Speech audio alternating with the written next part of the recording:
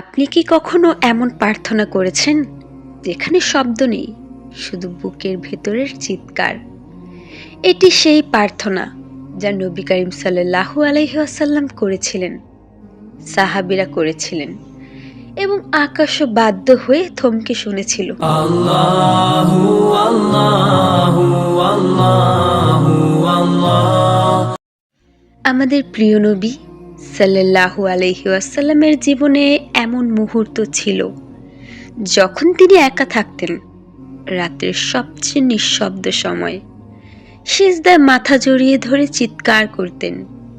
তিনি শুধু বলতেন, রাব্বি, আমাকে ক্ষমা করো, আমাকে শক্ত করো, আমাকে তোমার ভালোবাসার পথে রাখো।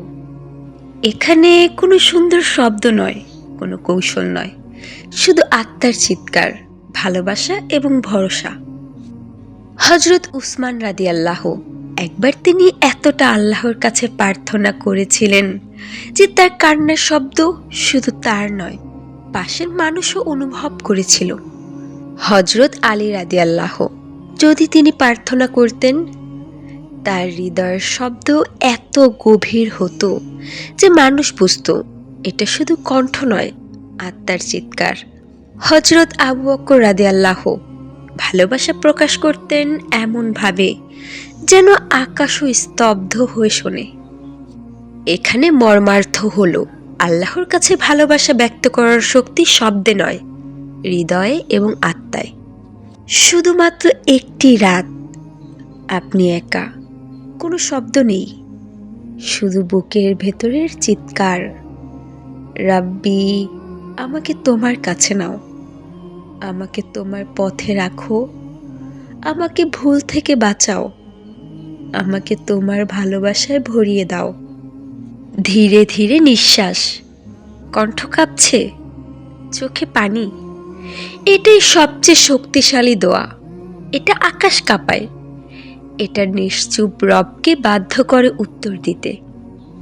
আল্লাহ কুরআনে বলেন, আল্লাহ কখনো বান্দার আহ্বান নিরাশ করেন না। সূরা গাফির। নবী করিম সাল্লাল্লাহু আলাইহি ওয়াসাল্লাম বলেছেন, যে বান্দা প্রার্থনা করে সে কখনো বৃথা যায় না। তিরমিজি।